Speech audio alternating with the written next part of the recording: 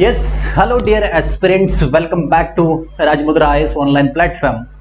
And आज या ठिकाणी तुम्ही पाहतच आहात बरेचशा मुलांचे मेसेज येत होते ऑफिसच्या व्हॉट्सअपवर की सर परीक्षा जवळ येत आहे तर नियोजन कसं केलं पाहिजे. काही मुलं ह्याला की बरेचशे टायमापासून प्रिपरेशन करत आहेत, पण काही जस्ट नवीन विद्यार्थी आहेत है ना.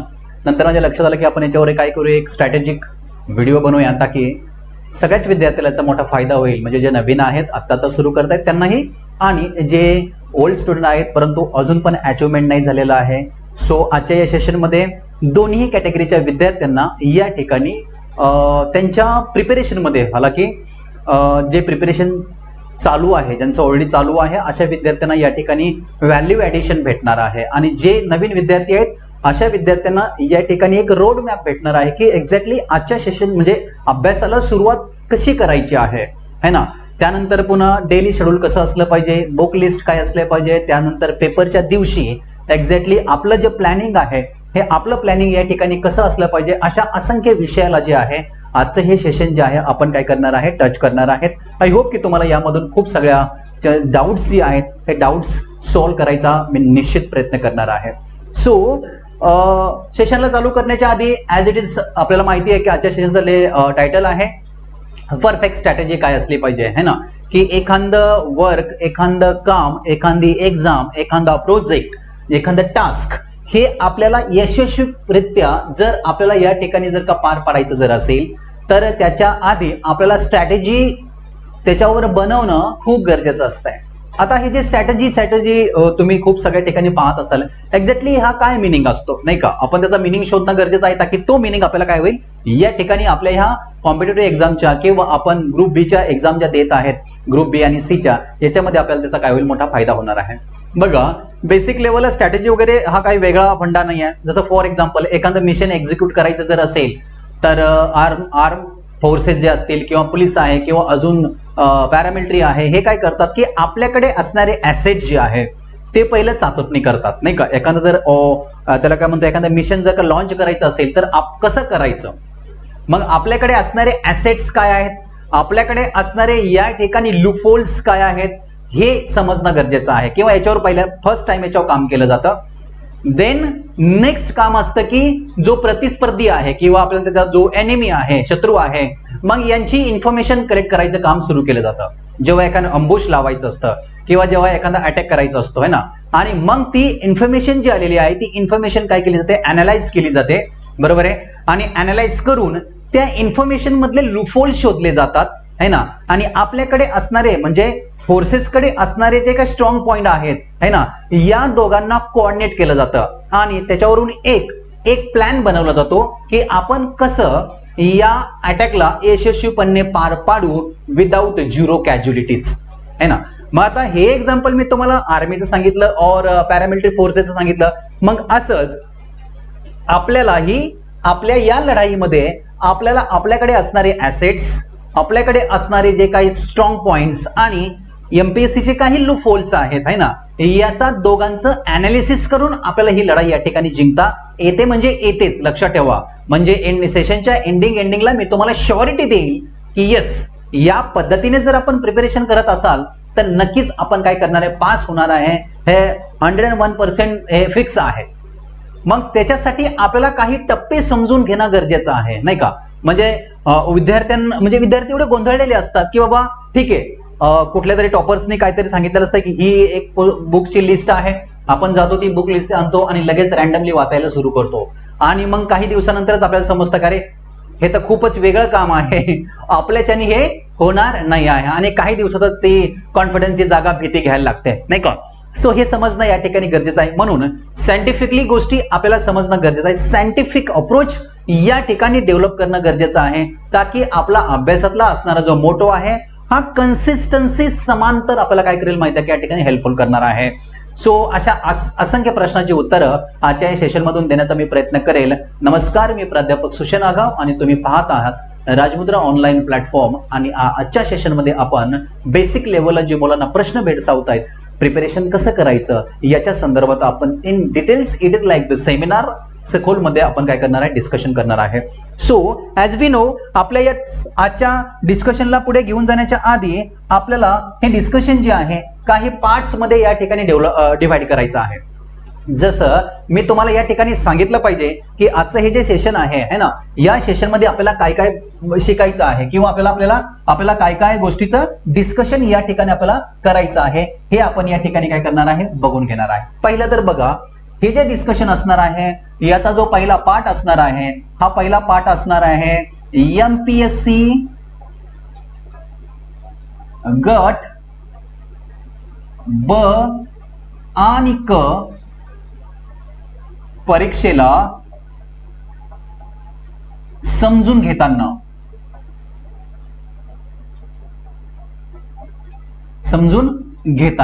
बरोबर आहे. आता हे काय टायटल आहे ना, याच्यामध्ये आपल्याला एक्झॅक्टली काय करणं अपेक्षित आहे, हा आपला पहिला डिस्कशनचा काय असणार आहे, पहिला मुद्दा असणार आहे. क्लिअर आहे. त्याच्यानंतर मग आपल्याला काय करायचं आहे, बरोबर आहे, एक्झॅक्टली आपल्याला हे समजून घ्यायचं आहे की अभ्यास सुरुवात कशी करायची. बरोबर आहे. त्यानंतरचा मुद्दा आपला असणार आहे दैनंदिन किंवा आपण त्याला दररोज अभ्यासाची दिशा आहे ना. जर या ठिकाणी अभ्यासाची जर दिशा व्यवस्थित नसेल तर आपली दुर्दशा झाल्याशिवाय राहणार नाही किंवा एमपीएससी आपली दुर्दशा केल्याशिवाय या ठिकाणी आपल्याला सोडणार नाही. क्रिस्टल क्लिअर आहे. सो आपल्याला हा एक या ठिकाणी कव्हर करायचं आहे. इम्पॉर्टंट गोष्ट अजून एक आहे, काही महत्वाची जे बुक लिस्ट आहे मी तुम्हाला ती पण सांगणार आहे. बुक लिस्ट तिला पुस्तकांची संदर्भ सूची म्हणतो. आणि व्हिडिओच्या शेवटपर्यंत तुम्हाला बघायचं आहे. व्हिडिओच्या शेवटी मी तुम्हाला जादूची एक काय म्हणतो, एक जादूचा एक फॉर्म्युला देणार आहे की एवढी सगळी मेहनत करून, एवढी सगळ्या गोष्टी आपण अट्टहास करून, वर्षभर आपण मेहनत करून शेवटी परीक्षेच्या दिवशी, लक्षात ठेवा, परीक्षा दिवस आणि व्यवस्थापन हे जे आहे शेवटपर्यंत तुम्हाला व्हिडिओवर सोबत राहायचंय, कारण हे खूप महत्वाचं आहे, हे अतिशय महत्वाचं आहे. मला तुम्हाला सांगायला आवडेल की खूप सगळे मुलं पूर्व परीक्षा पास होऊ शकत नाहीत. याचा अर्थ असा नाही की त्यांचा अभ्यास कमी आहे. समजतंय? असा अर्थ होत नाही की त्यांचा अभ्यास कमी आहे. सर, अभ्यास कसा कमी आहे असं आम्ही पकडायचं की 2 वर्ष 3 वर्षापासून जर अभ्यास करत असेल विद्यार्थी तर त्याचा अभ्यास कसा कमी आहे असं आम्ही अजून करायचं. माय डिअर फ्रेंड्स, अभ्यास कमी नाही आहे, एक्झामच्या दिवशी मॅनेजमेंट जमत नाही आहे. समजतं तुम्हाला माझं बोलणं? एक्झामच्या दिवशी मॅनेजमेंट जमत नाही म्हणून रिझल्ट येत नाही आहे. मग आम्ही कसं म्हणायचं की 2 वर्षापासून 3 वर्षापासून अभ्यास करणाऱ्या विद्यार्थ्याचा अभ्यास कमी आहे. अभ्यास करणारे विद्यार्थी मित्रांनो, माझा एक संदेश आहे, आपण थोडंसं काय करायचं, या ठिकाणी आपल्याकडे येणारी जी माहिती आहे ही माहिती वस्तुस्थिती आहे की फिल्टर करून, म्हणजे काय म्हणतो आपण, मॅनिप्युलेट करून आलेली आहे. याच्याकडे सध्या लक्ष देणं गरजेचं आहे, बिकॉज हा टेक्नॉलॉजीचा इरा असल्यामुळे. एखाद्या टॉपरनं सर काहीतरी सांगितलं, आम्ही तेच फॉलो करतो, पण ते आम्हाला लागू होत नाहीये. एखाद्या शिक्षकांनी लिहिलेलं पुस्तक ते सगळ्यांना लागू होईल, पण ते मला लागू होईल का, याच्यावर क्वेश्चन मार्क आहे. आणि माझ्यासाठी तेच पुस्तक योग्य आहे की ज्या पुस्तकाची भाषा मला समजेल, जे पुस्तक मला मदत करेल तो विषय समजून घेण्यासाठी. रॅन्डमली उठून अभ्यास होत नाहीये आणि रॅन्डमली उठून अभ्यास करायचा सुद्धा नसतो. अभ्यास it's totally depends on your on biological structure and scientific proven techniques also. अभ्यास व्यक्तीनुसार, विद्यार्थ्यानुसार कॅपॅसिटी वेगळी आहे, विद्यार्थ्यानुसार अभ्यासाची टूल्स अँड टेक्निक सुद्धा या ठिकाणी वेगळं असणं गरजेचं आहे. हे नेहमी लक्षात ठेवलं पाहिजे आपण. विशेषतः नवीन विद्यार्थी जेव्हा या क्षेत्रामध्ये येत आहेत त्यांना हे समजणं गरजेचं आहे की हु आय एम, मी कोण आहे, माझ्याकडे ऍसेट काय आहे, मला न समजणारे विषय कोणते आहेत. एखाद्या टॉपर्सनी किंवा एखादीकडून तरी माहिती आलेली आहे, ती माहिती मला ऍज इट इज जसे तशी पचेल का, हे सुरुवातीला आपण फिल्टर करणं गरजेचं आहे. नाही तर होतं काय माहितीये का, आपण वाचत जातो, इन्फॉर्मेशन मॅनिप्युलेटेड असते, जी आपल्याकडे येते, आपण जातो मार्केटमधून पुस्तकं घेतो, जातो टेस्ट आणतो, जातो PYQ जाणतो आणि आपला चरखा सुरू करतो. या चरख्यातून मात्र बाहेर काय व्यवस्थितरित्या आपण बाहेर पडू शकत नाही आणि याच्यामधून जे ध्येय होतं हे आपल्याला या ठिकाणी साध्य करता येत नाही. मी तुम्हाला आज फॅक्ट्स आणि फिगर्सवर या ठिकाणी डिस्कशन करणार आहे, जे की तुमच्या सतत विवेक बुद्धीला पटलं पाहिजे, जे की आपल्या तर्काला पटलं पाहिजे. लॉजिक, कुठलीही लढाई आणि कुठलीही परीक्षा ही भावनिकतेच्या आधारावर जिंकता येत नाही. परीक्षा असो, लढाई असो, त्या ठिकाणी लॉजिक आणि स्ट्रॅटेजीच्या बेसवर या ठिकाणी ह्या लढाया आणि परीक्षा जिंकता येतात. भावनिक, जो विद्यार्थी भावनिक जास्त होतो याच्यामध्ये, मी तुम्हाला थोड्या वेळाने ते पण सांगणार आहे की या ठिकाणी भावनिकता आणि या ठिकाणी लॉजिक ह्या काय गोष्टी आहेत. सो तुर्तास अशा असंख्य बडे इंटरेस्टिंग लेक्चर असणार आहे. मी प्रिपरेशन खूप चांगल्या प्रकारे या ठिकाणी केलेला आहे तुमच्यासाठी. आणि मग आजच्या सेशनला आपण सुरुवात करूया आणि त्याचं जे पहिलं टायटल आहे, समजून घेऊया एमपीएससी ला. लक्षात ठेवा, एमपीएससी ला आपल्याला काय करायचं आहे, म्हणजेच ग्रुप बी आणि सी ला या ठिकाणी काय करायचं आहे, समजून घ्यायचं आहे. समजून घ्यायचं म्हणजे काय, एक इंटरेस्टिंग एक्झाम्पल देतो मी तुम्हाला, मजा येईल तुम्हाला ते एक्झाम्पल ऐकून. जेव्हा एखाद्या मुलाचं किंवा एखाद्या मुलीचं या ठिकाणी लग्न जमवण्याचा कार्यक्रम असतो, आता सगळ्यांना लवकर लागू होईल म्हणून हे एक्झाम्पल देत आहे. मग आता ते बघण्याचा कार्यक्रम झाला वगैरे वगैरे, मग मुलगा असो किंवा मुलगी असो, समजा मुलगा आहे, मुलगा त्या मुलीला समजून घेतल्यानंतरच हा होणार ना, हेच बोलणार ना. मुलीनं मुलाला समजून घेतल्यानंतरच मुलगी पण बोलणार, हा बाबा ठीक आहे, घरच्यांना सांगणार की मी लग्नासाठी रेडी आहे. समजून घेणं, द फंडामेंटल अंडरस्टँडिंग, पायाभूत माहिती, पायाभूत समज, एक सेन्स डेव्हलप होणं गरजेचं आहे की आपण जे करणार आहेत, आपण ज्या फील्डमध्ये उतरणार आहेत, हे आपल्याला समजतंय का, हे समजून घेणं गरजेचं आहे. अर्थातच माझ्या नॉलेजनुसार एमपीएससी ला समजून घेणं म्हणजे एक्झॅक्टली काय आहे ते थोडंसं आपण या ठिकाणी काय करूया, बघूया. माझं या ठिकाणी मला अभिप्रेत असणारा अर्थ एवढाच आहे की आपण ज्या बी परीक्षेची प्रिपरेशन करत आहोत, आपण ज्या बी रस्त्यानं जाणार आहेत, त्याची आपल्याला परिपूर्ण माहिती असणं गरजेचं आहे. लक्षात ठेवा, त्याची माहिती परिपूर्ण असणं गरजेचं आहे. परिपूर्ण जर माहिती नसेल तर त्याचा दुसरा अर्थ असा असतो, आपण सुरुवात केलेली आहे तेव्हाच आपला पराभव झालेला असतो. एखाद्या गावाला जायचंय, त्याचा रस्ता माहित नाही, मग कुठे पण जा, तसा हा प्रकार आहे. थोडक्यात काय, मला एमपीएससी ग्रुप बी आणि सी ला समजून घ्या, याचा अर्थ असा आहे की त्याची जी माहिती आहे, त्या परीक्षेची जी माहिती आहे ती माहिती तुम्ही सर्वांनी घेतली पाहिजे. आणि दुसऱ्या अँगलला जी परीक्षा आपण देणार आहे त्या परीक्षेचा या ठिकाणी अभ्यासक्रम जो आहे याला म्हणतो आपण सिलेबस जो आहे, हा सिलेबस या ठिकाणी बाय हार्ट होणं गरजेचं आहे. बरोबर आहे. आणि ही जी इन्फॉर्मेशन आहे, ही इन्फॉर्मेशन तुम्हाला अतिशय महत्वाची समजणं गरजेचं आहे. आता इन्फॉर्मेशन मध्ये रँडमली काय असणार आहे बघा, या परीक्षेमधून भरणाऱ्या पोस्ट कोणत्या कोणत्या, या परीक्षेमधून भरलेल्या पोस्ट, मग त्यांना प्रमोशनचे चान्सेस वर कुठे आहेत, त्याचं काय म्हणतो ते अपॉइंटमेंट कुठे होते, कोणत्या जिल्ह्यामध्ये होईल, एखादी पोस्ट टेक्निकली असेल तर ती कुठे होईल, ही सगळी ज्या आता फॉर एक्झाम्पल ग्रुप बी आणि सी मधून काय भरलं जातं, एएसओ, एसटीआय आणि पीएसआय. बरोबर आहे की नाही, बरोबर आहे. या महत्वाच्या पोस्ट आहेत ग्रुप बी च्या. मग याचं अपॉइंटमेंट कसं होतं, बरोबर आहे. याच्या सॅलरी जी आहे, सॅलरी काय असणार आहे, याचे पगार काय असेल, याचे भत्ते काय असतील, या टेक्निकली गोष्टी. आणि ह्या काही चेंज होणार नाही, एकदाच करून ठेवायच्या, ह्या बदलणार नसतात. जोपर्यंत तुमच्या सॅलरी स्केल बदलणार नाही तोपर्यंत त्या तशाच असतात. म्हणून आपल्याला समजणं ही आहे की आपल्याला त्या परीक्षेच्या संदर्भात आपल्याला आधी सर्व माहिती आपण काय करायची, जमा करायची. मग आता प्रश्न असा पडतो की कुठून माहिती जमा करायची, एमपीएससीच्या साईटला जायचं किंवा टेलिग्राम चॅनलची लिंक दिलेली आहे व्हिडिओच्या खाली, त्याच्यावर क्लिक करा. आम्ही सगळ्या काय काय आपल्या टेलिग्राम चॅनलला माहिती पुस्तिका, सिलेबस, बुकची लिस्ट आणि PYQ all in one free of cost आपण देत आहे. क्लिअर आहे. सो दुसरा महत्वाचा मुद्दा आहे की एमपीएससी ला समजून घेताना सर ठीक आहे, आता आमचं टार्गेट झालेलं आहे ग्रुप बी किंवा संयुक्त परीक्षा करायची आहे, मग आता आम्हाला याचा सिलेबस माहित असणं गरजेचं आहे. अतिशय अतिशय महत्वाचा कंटेंट आहे सिलेबस. कारण सिलेबस ही तुमच्या यशाची पहिली पायरी आहे. मला माहित नाही मला काय अभ्यासायचंय, मग काही पण अभ्यासा, डझंट मॅटर.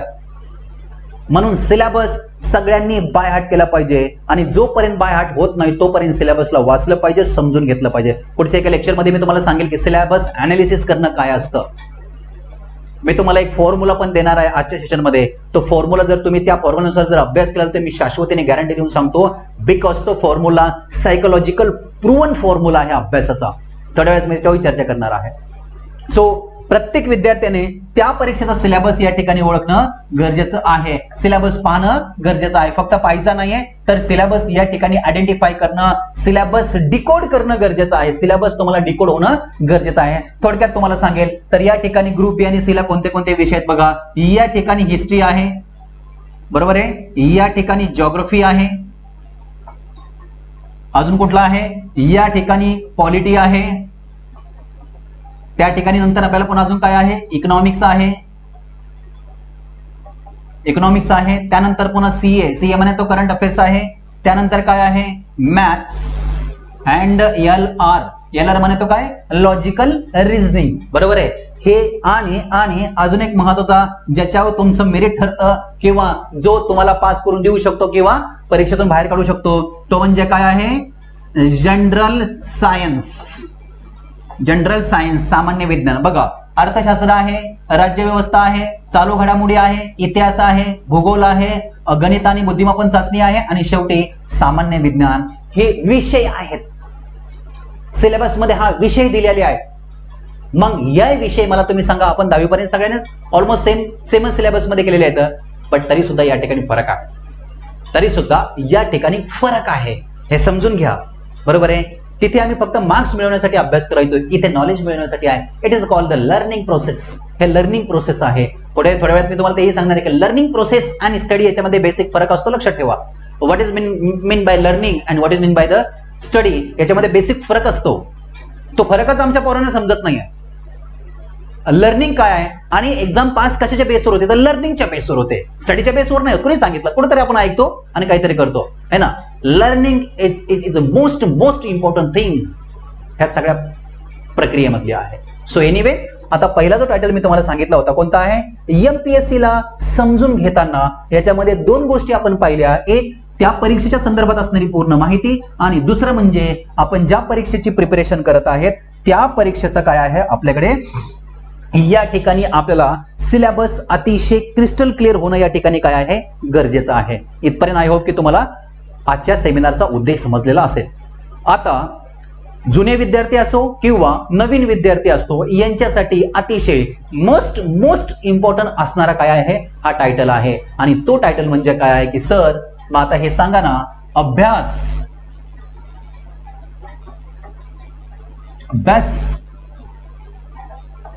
कसा करावा किंवा अभ्यासाची स्ट्रॅटेजी काय असली पाहिजे?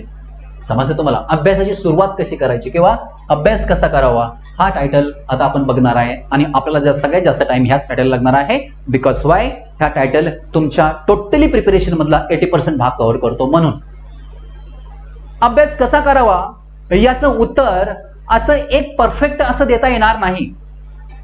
ऍज अ मेंटर मला हे समजलं पाहिजे आणि आपण ऍज अ शिक्षक म्हणून स्पर्धा परीक्षेतले सांगणाऱ्याला हे समजलं पाहिजे की एकच रटना मारून करणारा जो फॉर्मॅट, रटणारा फॉर्मॅट आहे, हा फॉर्मॅट सगळ्या विद्यार्थ्यांना लागू होणार नाही आहे. कारण प्रत्येकाची या ठिकाणी बायोलॉजिकल स्ट्रक्चर टोटली डिफरंट आहे. म्हणून विद्यार्थ्यानुसार काही फॉर्म्युल्यामध्ये चेंजेस होणार आहे आणि म्हणून या प्रश्नाचं आन्सर जे आहे हे एकच आन्सर देता येणार नाही. मी तुम्हाला अगदी लॉजिक आणि अगदी सायन्स बेसवर डिस्कशन करणार आहे.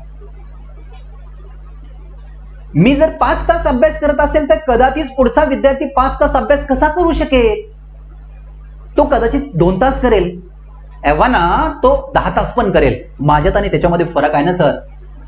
आणि मला तुम्हाला या सेशन मधून एवढंच सांगायचं आहे, बुरसटलेल्या गोष्टी कॅरी फॉरवर्ड नाही करायच्या आहे. कुठेतरी कुठल्यातरी टॉपर्सने सांगितलं अलीकडच्या काळात टॉपर्स पण खूप फेकतात.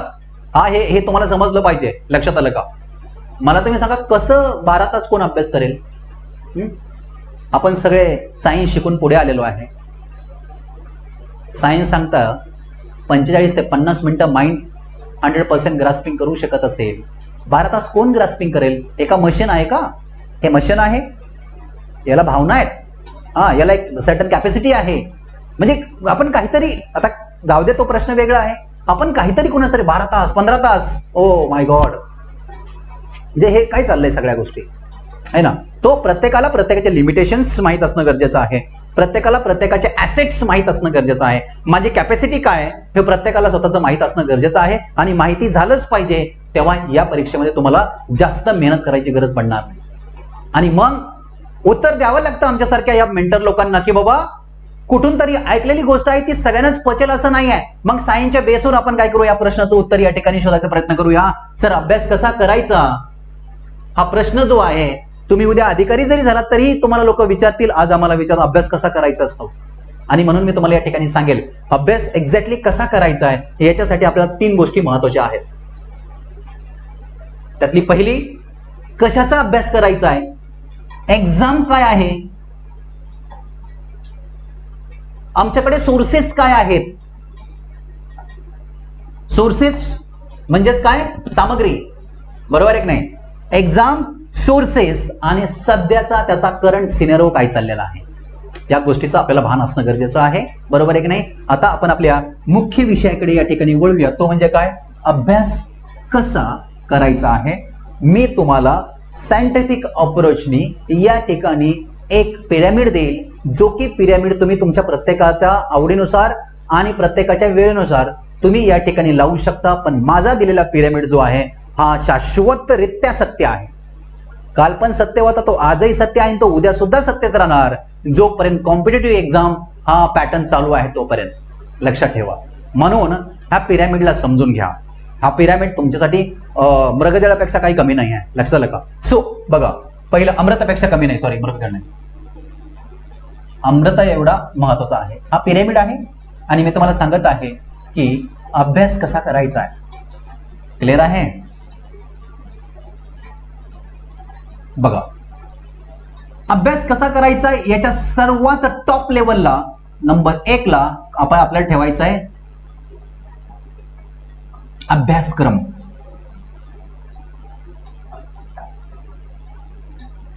सिलेबस.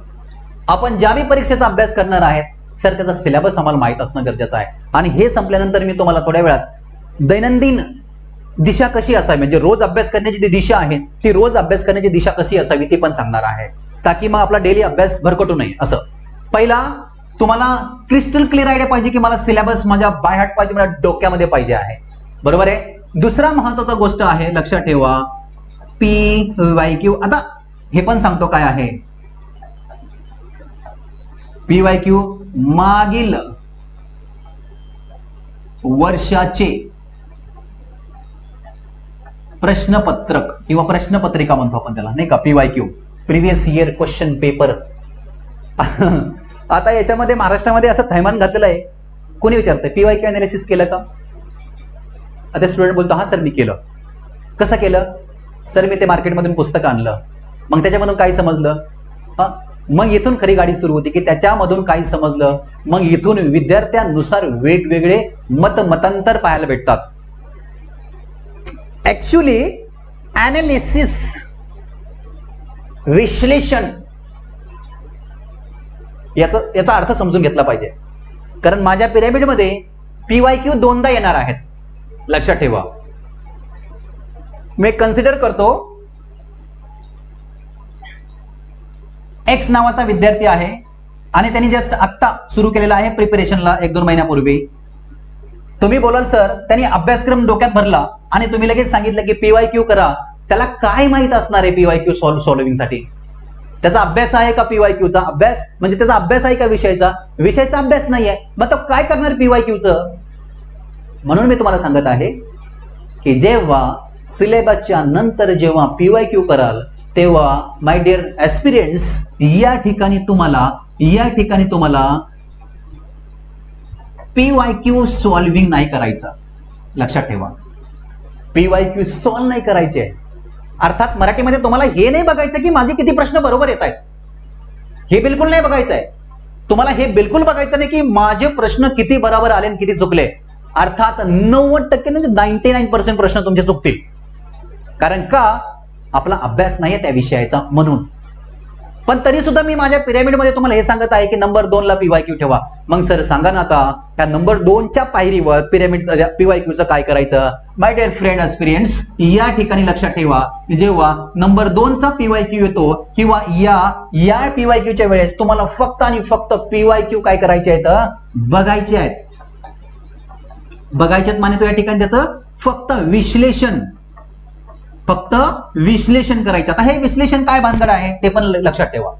सर विश्लेषणामध्ये पहिला भाग आहे प्रश्नाचं स्वरूप. प्रश्नाचं स्वरूप कसं आहे, त्याने प्रश्न विचारलाय कसा?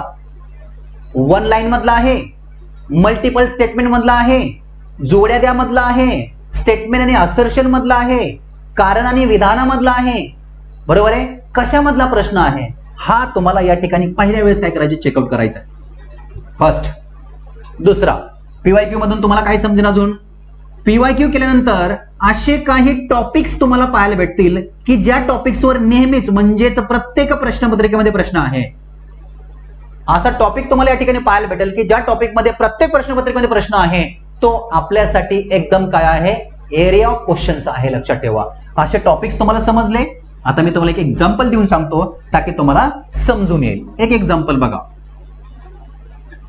FR माने तो या ठिकाणी फंडामेंटल राईट्स, याला म्हणायचं मूलभूत हक्क.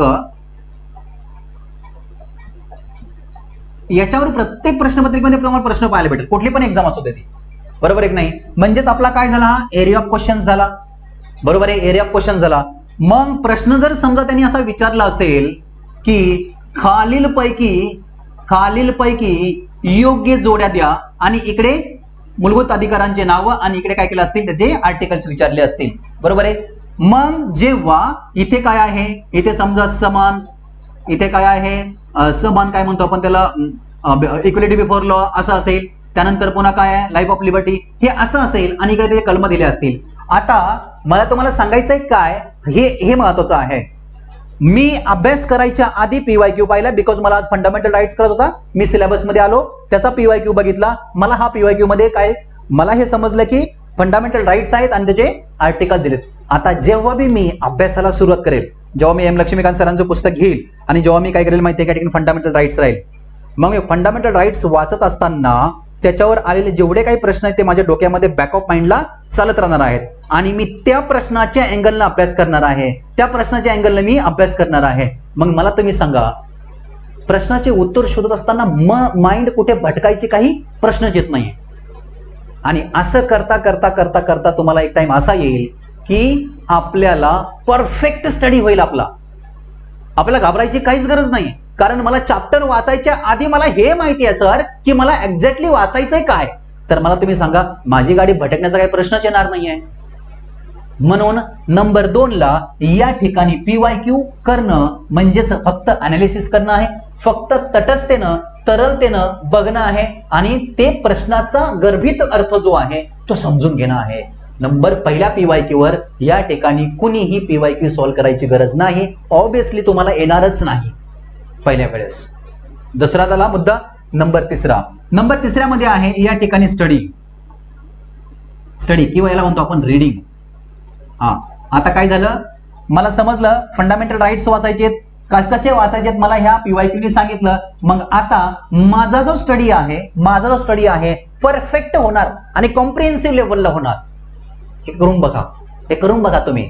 पहिल्याच दिवसामध्ये तुमच्या अभ्यासामध्ये तुम्हाला काय होईल, फरक जाणवेल आणि पहिल्याच दिवसामध्ये अभ्यासामध्ये क्वालिटी तयार होईल आणि your success based on the productive study, your success not based on your quantity of study. 10 तास बसताय, 15 तास बसताय, डझंट मीन, पण क्वालिटी करताय मीन. येस. नाव आता तिसरा नंबर आहे, याला मराठीमध्ये म्हणायचं सर्वसमावेशक स्टडी. इट मीन. आता नेक्स्ट वाले बघा. आता सर्वसमावेशक स्टडी केला तुम्ही आणि या ठिकाणी पुन्हा PYQ चा राऊंड आला. आता चौथ्या नंबरला पुन्हा PYQ चा काय झाला, राऊंड आलेला आहे. समजते माझं बोलणं तुम्हाला? आता माय डिअर फ्रेंड्स, आता या PYQ च्या वेळेस तुम्हाला PYQ सॉल्व्ह करायचे, आहे ना. या ठिकाणी तुम्हाला PYQ सोडवायचे कारण का तुम्ही अभ्यास केलेला आहे, म्हणून तुम्हाला PYQ सॉल्व्ह होणार आहेत. आता हे लगेच सॉल्व्ह करायचे का? नाही, त्याच्यासाठी अजून एक फॉर्म्युला आहे, थोड्या वेळ सांगणार आहे तो पण. नंबर 4 ला पुन्हा PYQ आले. त्यानंतर बघा या ठिकाणी काय आहे, नेक्स्ट वाला जो आहे या ठिकाणी revision and practice. Revision and practice म्हणजे त्याला काय म्हणतो, उजळणी आणि सराव करणं गरजेचं आहे. हा this is my pyramid, this is my pyramid. म्हणून गॅरंटी देऊन सांगतो, हा काल सत्य होता, आज सत्य आणि उद्याही सत्यच राहील.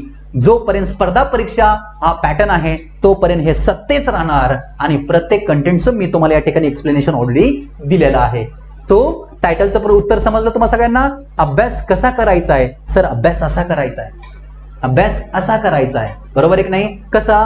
पहिला सिलेबस, दुसरा PYQ, तिसरा कॉम्प्रिहेन्सिव्ह स्टडी, चौथा PYQ सॉल्विंग, त्यानंतर पाचवा या ठिकाणी रिव्हिजन प्लस प्रॅक्टिस. आता हे पण का आलं रिव्हिजन प्लस प्रॅक्टिस ते पण सांगतो. इथे सॉल्व्ह करताना जे प्रश्न चुकतील तुमचे त्याला रिव्हिजन होणं आहे आणि जे चुकलेले आहेत त्याला पुन्हा काय प्रॅक्टिस करणं गरजेचं आहे. हा शाश्वत psychological science base proven pyramid आहे, लक्षात ठेवा तुम्ही सगळे.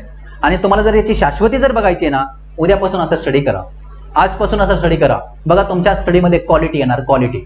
सो आय होप की तुम्हाला या ठिकाणी याचं उत्तर समजलं, अभ्यास कसा करायचा आहे. क्रिस्टल क्लिअर आहे. आता आपण हाच फॉर्म्युला जो आहे हा आपण लावून बघू की सर मग आता तुम्ही फॉर्म्युला सांगितला, रॅन्डमली सांगितला, एक सिद्धांत टाईप सांगितला, थेअरी सांगितली, मग आता आम्हाला हे सांगा की दररोजच्या अभ्यासामध्ये याचा कसा वापर करायचा आहे, दररोजच्या अभ्यासामध्ये कसा वापर करायचा आहे मी ते पण सांगणार आहे. क्लिअर आहे. आता पुढे बघा, दररोज अभ्यासाची दिशा आहे ना, डायरेक्शन काय असलं पाहिजे आपलं, बिकॉज डायरेक्शन नसेल, चुकीचं असेल तर मग रिझल्ट पण चुकीचं येणार. डायरेक्शन काय असलं पाहिजे लक्षात ठेवा. या ठिकाणी मी या ठिकाणी अजून करत आहे की फुल टाइम विद्यार्थ्यांना काय टायमाचा प्रश्न नसतो, ज्यांच्या घरच्या जबाबदाऱ्या आहेत, गृहिणी आहेत, जॉबवाले आहेत, बिझनेसवाले आहेत, अशा विद्यार्थ्यांसाठी या ठिकाणी एक मी फॉर्म्युला डेव्हलप केलेला आहे. मग तो कुणी पण लावू शकतो, पण माझा फॉर्म्युला जो आहे तो क्वालिटीच्या बेसवर आहे, ना की क्वांटिटीच्या बेसवर आहे. ऍटलिस्ट सगळ्यांनी 6 आवर्स स्टडीला देणं गरजेचं आहे. 24 तासातून कसे द्यायचे हे तुम्ही ठरवा. आणि हे 6 आवर्सचा फॉर्म्युला का, कुठून, कसा आला ते पण सायन्सच्या बेसवर सांगतो. रोज मी असं सांगत आहे की तुम्हाला या ठिकाणी 6 तास क्वालिटी स्टडी करायचा आहे. समजून घ्या, क्वालिटी स्टडी करायचा आहे. याला डिवाइड करायचं. कसं डिवाइड करायचं, कारण एका दिवसामध्ये तुम्हाला किती ऍक्टिव्हिटीज करायच्या, आता पहिल्या त्या ऍक्टिव्हिटीज समजून घ्या. बघा, एका दिवसामध्ये तुम्हाला एक कोर सब्जेक्ट बरोबर आहे, दुसरा या ठिकाणी मॅथ्स अँड लॉजिकल रिझनिंग करायचं आहे. त्यासोबतच तुम्हाला प्रत्येक दिवशी PYQ करायचा आहे. त्यासोबतच तुम्हाला रिव्हिजन पण करायचं आहे. लक्षात ठेवा, तुमच्या अभ्यासामध्ये ह्या कंटेंट्स म्हणजे हा पॅटर्न असला पाहिजे. मला PYQ करायच्यात, मला कोर सब्जेक्ट स्टडी करायचे, बरोबर आहे, मला मॅथ्स अँड रिझनिंगची प्रॅक्टिस करायची, हे असलंच पाहिजे. आता यातला माझा पहिला घटक बघा, कोर सब्जेक्ट म्हणजेच काय, बरोबर आहे. सो आपल्याला मग मी तुम्हाला जे सांगितलेलं आहे विषयाच्या जोड्या, बरोबर, विषय जे सांगितले होते, आता या ठिकाणी आपल्याला विषयाच्या जोड्या बनवायच्यात. आता जोड्या बनवायच्यात, का बनवायच्या, त्याच्या पाठीमागे लॉजिक आहे, ते पण लॉजिक सांगतो. तिथे काय काय होतं, इतिहास होता, लक्षात ठेवा, इतिहास प्लस राज्यव्यवस्था याची जोडी लावा. सिमिलरली आहे, तुम्हाला अभ्यासाला खूप फायदा होईल. आणि याला म्हणायचं पहिला कोर सब्जेक्ट पेअर. अशा पेअरिंग्स तयार करायच्या, जोड्या तयार करायच्या. पहिली जोडी झाली इतिहास आणि राज्यशास्त्राची जोडी. दुसरी जोडी झाली बघा, भूगोल प्लस अर्थशास्त्र, दुसरी जोडी झाली. तिसरी जोडी काय आहे, विज्ञान, बरोबर आहे, हे म्हणजे विज्ञानाला सिंगलच ठेवा, किंवा तुम्ही विज्ञानाला चालू घडामोडी पण लावू शकता, विज्ञानाच्या संदर्भात चालू घडामोडी, पण विज्ञान हा जो आहे सिंगल ठेवा. राईट. आता बघा हे कसं दैनंदिन अभ्यास कसा करायचा आहे, 6 तास आहे, बरोबर आहे. 6 तासातील, लक्षात ठेवा, 6 तासातील 3 आवर्स जे आहेत, 3 आवर्स कशाला द्यायचे तर वन पेअरिंगला देते, म्हणजे एका जोडीला देते. विषयाची जोडी आहे ही, जसं फॉर एक्झाम्पल बघा इतिहास है ना, इतिहास, आणि या ठिकाणी काय आहे राज्य व्यवस्था. आता हे बरं, हे मी खूप सायंटिफिकली सांगतोय, याच्यावर मी पहिला स्टडी केला, लक्षात ठेवा विद्यार्थ्यांनो. बघा इतिहास आणि राज्य व्यवस्था ही पेअरिंग आहे. मी तुम्हाला सांगितलंय कोर सब्जेक्टला दिवसातला 3 तास गेला पाहिजे, म्हणजेच अर्थ असा आहे की इतिहासाला या ठिकाणी 1.5 तास गेला पाहिजे, राज्य व्यवस्थेला या ठिकाणी 1.5 तास गेला पाहिजे, बरोबर आहे. राईट. आता ह्या 1.5 तासामध्ये काय करायचं आहे, लक्षात ठेवा, तुम्ही 1 तास, सव्वा तास काय करा माहितीये का, 1 तास 20 मिनिटं और 1 तास 15 मिनिटं रीडिंग करा, आणि उरलेले जे काही 5 मिनिटं आहेत, बरोबर आहे, त्या ठिकाणी त्याचा PYQ सॉल्व्ह करा. हा पण फंडा आहे. आता तुम्हाला असं वाटेल की सर मग हे 1.5 तासात काय व्हायला लागलं है ना, 1.5 तासामध्ये सब्जेक्टचं काय होतंय, बरोबर आहे. सो मी तुम्हाला हे रॅन्डमली एक एक्झाम्पल साठी सांगतो. तुमच्याकडे फुल टाइम असेल तर नो डाऊट अजून चांगलंच आहे, किंवा तुम्ही असंही करू शकता, या ठिकाणी प्रत्येक पेअरिंगला आहे म्हणजे ह्या कोर सब्जेक्टला या ठिकाणी 4 आवर्स द्या, इथे 2 घंटे द्या, इथे 2 तास द्या, है ना. 1.5 तासाच्या ऐवजी 2 तास, येस 1.5 तास, 2.25 तास स्टडी करा. बाकीचं काय करा माहितीये की या ठिकाणी त्याचे PYQs बघा. एक मी तुम्हाला एक फॉर्मॅट सांगतोय, बाकी तुम्हाला तुमच्यानुसार चेंज करायचं याच्यामध्ये. आता ज्या विद्यार्थ्याकडे जर 10 तास असेल तर या ठिकाणी 6 तास कोर सब्जेक्टला द्या, 3 तास एका सब्जेक्टला द्या. सो इम्पॉर्टंट गोष्ट ही आहे, जस्ट तुम्हाला समजण्यासाठी एक रॅन्डमली काय सांगत आहे, सायंटिफिक अप्रोच सांगत आहे. चला आता आपल्याला कोर सब्जेक्ट झाला. रोज 1 तास तुम्ही मॅथ्स आणि रिझनिंगला द्यायचं, 60 मिनिट्स रोज डेली, है ना. त्यानंतर 1 तास जो आहे सगळ्या PYQ ला द्यायचा आहे, कारण PYQ शिवाय जगणं नाही आहे. आणि हे जे आहे मग सकाळपासून आपण जो केलेला अभ्यास आहे त्याला संध्याकाळी किंवा आपल्या अभ्यासाच्या टायमाच्या एंडिंगला एखादा तास काय करायचा, अर्धा तास काय करायचं, डोळे झाकून आपल्याला या ठिकाणी काय करायचं आहे, आपण काय अभ्यासलेलं आहे याचे काय करायचं, रिवाइज होणं या ठिकाणी काय आहे गरजेचं आहे. क्लिअर आहे तुम्हाला. आय होप की एकदम साध्या आणि सिंपल शब्दामध्ये मी तुम्हाला या ठिकाणी हा अप्रोच देत आहे. चला आता आपल्याला हे समजलं काय की दररोज अभ्यासाची दिशा काय आहे, जो भी तुमच्याकडे टाइम आहे त्या टाइमला डिवाइड करायचं स्लॉटमध्ये. पहिला समजला कोर सब्जेक्टची पेअरिंग मी तुम्हाला बनवून दिलेली आहे, जसं अर्थशास्त्र, भूगोल आहे, इतिहास, राज्यव्यवस्था आहे आणि या ठिकाणी सायन्स आहे. क्लिअर आहे. सो हे मी तुम्हाला सांगितलेलं आहे. सो एक पेअरिंग काय करायचं 3 तासामध्ये घ्यायचं, आणि राहिलेलं जे आहे तुमचं जसं की PYQ आहे, रिव्हिजन आहे, मॅथ्स रिझनिंग आहे, बरोबर आहे, याला काय करायचं अर्धा तास तुम्ही काय करा तुमच्या टायमानुसार याला डिवाइड करा. आता तुम्हाला तिसऱ्या प्रश्नाचं उत्तर सापडलं ते, आणि ते पण सायन्सच्या अप्रोच बेसिक लेवलला, कोणतं की अभ्यास कसा करायचा, आणि त्यानंतर आपण बघितला दररोज अभ्यासाची दिशा काय असली पाहिजे. हे पण तुम्हाला या ठिकाणी समजलेलं आहे. क्रिस्टल क्लिअर आहे सगळ्यांना या ठिकाणी. येस.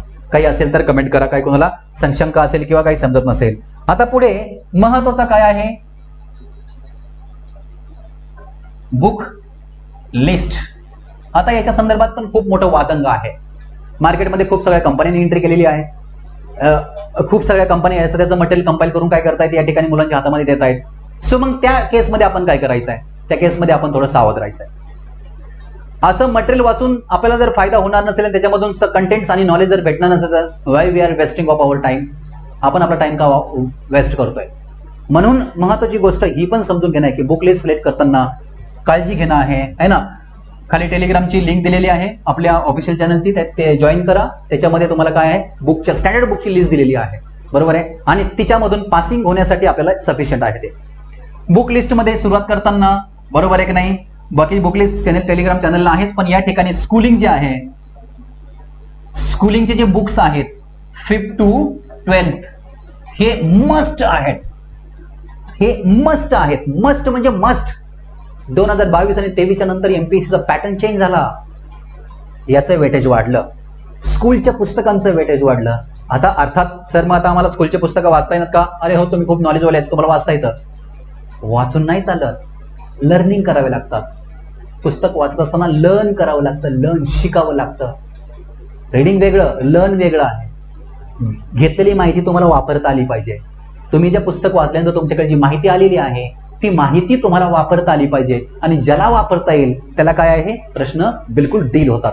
समजून घ्या, है ना. स्कूलिंगचे पुस्तकं या ठिकाणी जाता जाता मी तुम्हाला 2 अप्रोच देतो. एक कसे वाचायचे, एक तुम्ही सब्जेक्ट वाईज विषयानुसार वाचा किंवा यानुसार या ठिकाणी काय वर्गानुसार वाचा. दोन्ही अप्रोच आहेत. म्हणजेच काय, फॉर एक्झाम्पल या ठिकाणी जर भूगोल घेतला असेल, भूगोल जर 5वीचा घेतला असेल तर नॉन स्टॉप 12वी पर्यंत काय करायचा, भूगोलच वाचायचा आणि त्याची नोट जी आहे एकाच बुक मध्ये लिहून ठेवायची आणि दोन्ही फॉर्म्युले चांगले आहेत. किंवा तुम्ही दुसरा करू शकता, 5वीचा जर या ठिकाणी भूगोल घेतला, बरोबर आहे, तर लगेच 6वीचा काय आपला 5वीचा लगेच पुन्हा काय करायचा, इतिहास घ्यायचा, बरोबर आहे, असंही करू शकता. परंतु माझ्या माहितीनुसार तुम्ही जर विषयानुसार गेले तर तुम्हाला त्या विषयावर पकड लवकर भेटेल. कारण का, बघा नेहमी बघा 5वीचा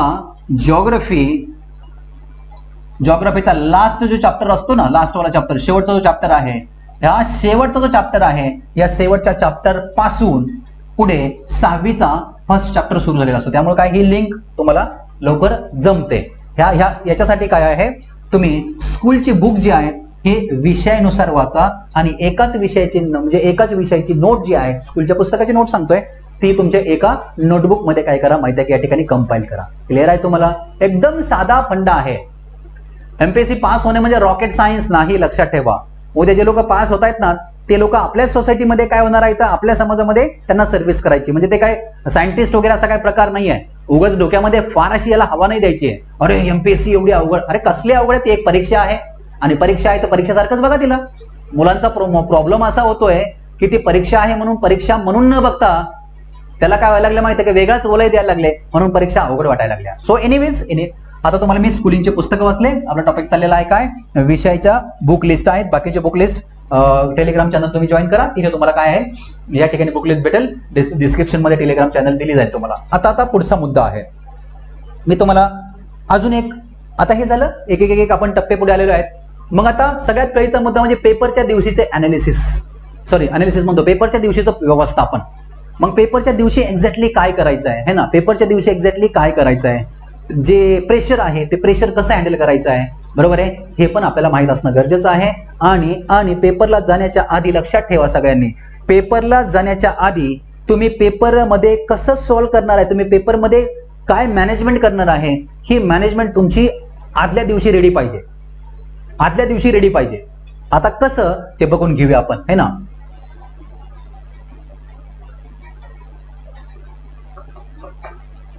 परीक्षा दिवस आणि व्यवस्थापन लक्षात ठेवा.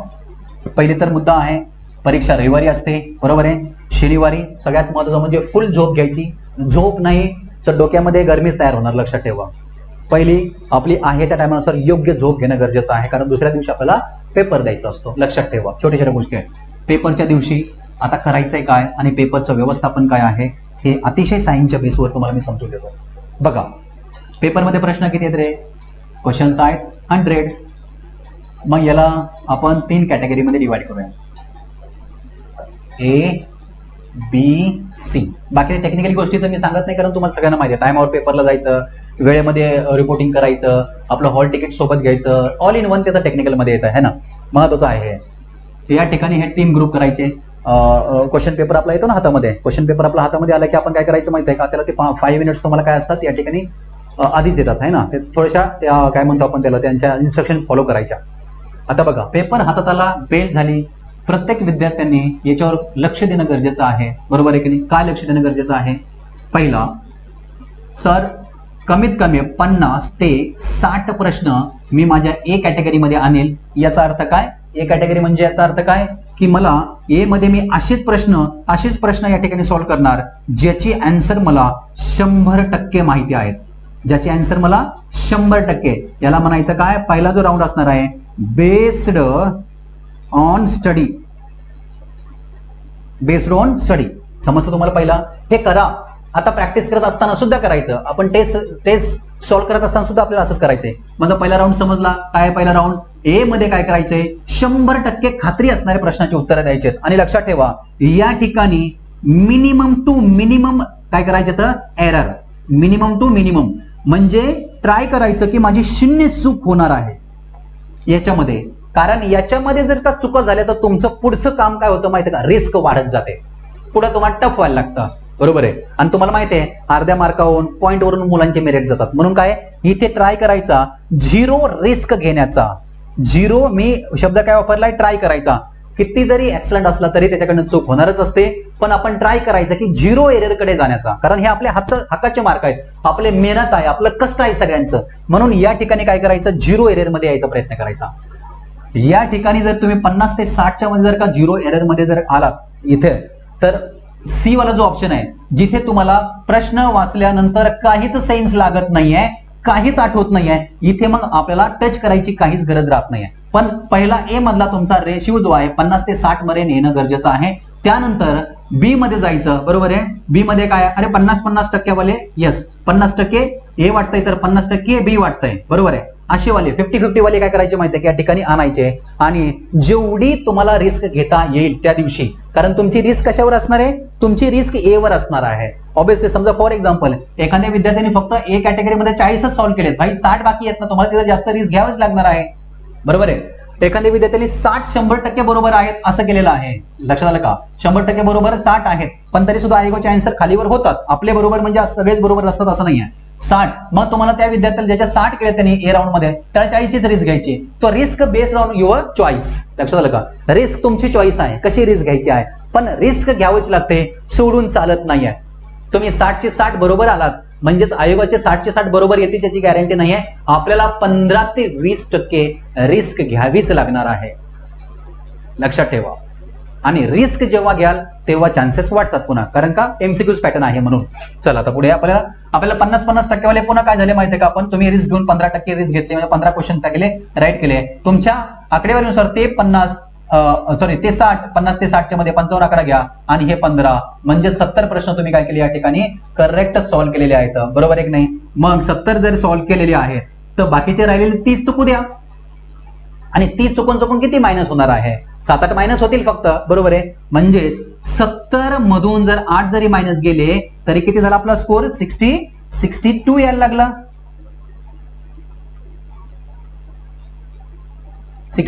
62 आला आणि 62 ला आपलं मेरिट बसतं. So this is a plan, हा गेम आहे, समजतं तुम्हाला, हा काय आहे, हा गेम आहे. आणि हा गेम ज्याला समजला त्याला थोड्या ऑप्टिमम लेवलचं प्रिपरेशन जरी असलं ना तरीही त्याची एक्झाम निघते, समजलं. सो एक्झामच्या दिवशी तुम्हाला या अँगलने या ठिकाणी काय करायचंय, प्लॅन करायचा आहे, व्यवस्थापन करायचं आहे. सगळ्यात महत्वाची गोष्ट ही आहे, मला तुम्हाला सांगायला या ठिकाणी आवडेल, हे जे प्रेशर आहे ना, जो दबाव असतो, जी भीती असते ना, हिला तुम्हाला मॅनेज करता आलंच पाहिजे. आणि ही कशी मॅनेज करायची, लक्षात ठेवा, आपण मेहनत केलेली आहे, आपण एवढं एफर्ट्स घेतलेला आहे, आपल्याला भीतीची काही गरज आहे का, अरे भीती तर त्याला वाटली पाहिजे की ज्याने काहीच मेहनत नाही केली, ज्याने थोडीफार मेहनत केलेली आहे, अशा विद्यार्थ्याला भीती वाटणं गरजेचं आहे. आपल्याला भीती वाटायची काही गरज आहे का, आपण फुल टू प्रिपरेशन केलेलं आहे. पण उलट होतं, कारण आपण अल्टिमेटली समाजाचं प्रोडक्शन असतो, नाही का, समाजाने दिलेल्या देण आपण काय करतो. सायकोलॉजी बघा, स्टुडंट सायकोलॉजी काय सांगते, ज्या विद्यार्थ्याने वर्षभर अभ्यास केला त्याला काहीच घाबरण्याची गरज नाही आहे. पण ह्युमन सायकोलॉजी उलटी आहे, सगळ्यात जास्त तोच घाबरलेला असतो ज्यांनी जास्त प्रिपरेशन केलेलं असतंय, आणि एकदम फुल टू कॉन्फिडन्स सारखा तोच जातो की ज्यांनी काही प्रिपरेशन केलेलं नाही. सायकोलॉजीचा फरक असतो, लक्षात ठेवा, मानसिकतेचा फरक आहे. म्हणून एक्झामच्या दिवशी भीती, प्रेशर, सो कॉल्ड जे बी काही आहे ते या ठिकाणी तुम्हाला काय करता आलं पाहिजे, हँडलच करता आलं पाहिजे. जर ते हँडल नाही करता आलं तर मला तुम्हाला सांगायला बिलकुल म्हणजे वाईट नाही वाटणार, अभ्यास कितीही करा, एक्झाम पास नाही होत आहे. कारण कॉन्फिडन्स अल्टिमेटली हे सगळं बेतलेलं आहे ते तुमच्या कॉन्फिडन्सवर आहे. म्हणून 2 लाईन सांगतो, शेवटपर्यंत लक्षात ठेवा, अभ्यास कमी पण कॉन्फिडन्स जास्त, रिझल्ट. अभ्यास अतिशय जास्त पण कॉन्फिडन्स कमी, नेहमीच पास, रिझल्ट नाही. म्हणून अभ्यासाबरोबर कॉन्फिडन्स सुद्धा तुम्हाला या ठिकाणी बिल्ड करणं गरजेचं आहे, कारण कॉन्फिडन्सच्या बेसवर ह्या परीक्षा जिंकता येतात, कॉन्फिडन्सच्या बेसवर या ठिकाणी परीक्षा पास करता येतात. त्याचं कारण असं आहे, तुम्ही कितीही अभ्यास केला तरीही 100च्या 100 प्रश्न तुमच्या केलेल्या अभ्यासामधून कधीच येणार नाही आहे. पेपर सेटलचा एक रूल असतो त्या रूलनुसार त्यांना पेपर सेट करावे लागतात. म्हणून आपल्याला 100 प्रश्न कधी बरोबर आणायचे नाही आहेत, 100 मेरिट लागत नाहीये. आपलं मेरिट साधारणतः 60च्या आसपास लागत आहे. म्हणून आपल्याला काय करायचे, तिथपर्यंतचे मार्क आणायचे. मी दुसऱ्या एका सेशनमध्ये हे जे 60 मार्क्स आहेत है ना, आपल्याला 60 मार्क्स कसे घेता येतात याच्यावर सुद्धा एक व्हिडिओ बनवेल. तो सुद्धा तुम्हाला अतिशय महत्वाचा आहे. आपण 65+ कसे आणू शकतो याच्यासाठी पण 2 काय आहेत या ठिकाणी अप्रोच आहेत. एक अप्रोच एमपीएससीच्या नुसार आहे आणि एक अप्रोच आपल्यानुसारचा आहे. ह्या दोन्ही अप्रोचने आपल्याला 65+ स्कोर आणता येतो कंबाईन मध्ये. लक्षात ठेवा, नथिंग इज इम्पॉसिबल हे जे कोणी बोललेलं आहे ते बिलकुल सही आहे. फक्त काय आहे, काल परवा दिवशी पुस्तक वाचत होतो, लक्षात ठेवा त्या पुस्तकामध्ये त्यांनी सांगितलेलं आहे 95% and 5%. लक्षात ठेवा, जे लोक सक्सेस असतात ना, सक्सेस 95% ऑफ माइंडसेट काय आहे, माइंडसेट, अँड ओनली 5% ऑफ काय आहे, एफर्ट्स. हे मी नाही सांगत, 5 लाख पुस्तकाच्या प्रती ज्या विकलेल्या आहेत, बेस्ट सेलर आणि इंटरनॅशनल लेवलला विकलेलं आहे ते हालाकी शेअर मार्केटचं पुस्तक आहे. त्यांनी हे सांगितलेलं आहे. अलीकडच्या काळात काय होतंय, सक्सेस लोकांचा हा फंडा असतो. अलीकडच्या काळात काय होतंय, आपण काय करतोय, 95% काय आहे, एफर्ट्स, आणि ओनली 5% ओनली काय आहे, माइंडसेट. मला तुम्ही सांगा कसं सक्सेस भेटेल आपल्याला, मला तुम्ही सांगा आपण कसं सक्सेस होऊ. समाज, युट्यूबला, इकडं तिकडं, हे ते, सगळ्यात माझं म्हणणं आहे हे आयडेंटिफाय युअर सेल्फ फर्स्ट. प्रथम स्वतःला ओळखा, हे खूप महत्वाचं आहे. जग कुठेही जाऊ द्या, तुम्ही आहेत. तुम्हाला स्वतः तुम्ही मदत करणार आहे ते एक्झामसाठी, लोक नाही मदत करणार आहे. म्हणून हे जे असे येतात ना रील्स वगैरे, ह्या त्या गोष्टी, त्याच्यातून स्वतःला थोडासा अलिप्त ठेवा. लक्षात ठेवा, आजच्या सेशनमध्ये मी ज्या गोष्टी सांगितल्या त्या गोष्टी तुम्ही या ठिकाणी सर्वचे सर्व मी सांगत आहे म्हणून तुम्ही फॉलो नका करू. लक्षात ठेवा, मी सांगत आहे म्हणून फॉलो नका करू. एकदा करून बघा, प्रिपरेशन मध्ये बघा किती क्वालिटी तयार होते. लक्षात ठेवा, एकदा करून बघा, प्रिपरेशन मध्ये किती क्वालिटी तयार होते. आणि प्रिपरेशन मध्ये क्वालिटी एकदा तयार झाली तर कॉन्फिडन्स बूस्ट व्हायला वेळ लागत नाही. सो हे आजच्या परफेक्ट स्ट्रॅटेजीचं मी तुम्हाला एक सायंटिफिक अप्रोचनी काही स्किल्स सांगितल्या, काही गोष्टी सांगितल्या. त्या गोष्टी ज्या आहेत बार रिवाइज करून तुम्ही व्हिडिओ बघा, त्याच्या नोट्स पण काढा, जेणेकरून तुम्हाला काय होईल की यातला अजूनही कंटेंट्स काय होतील या ठिकाणी समजून येतील.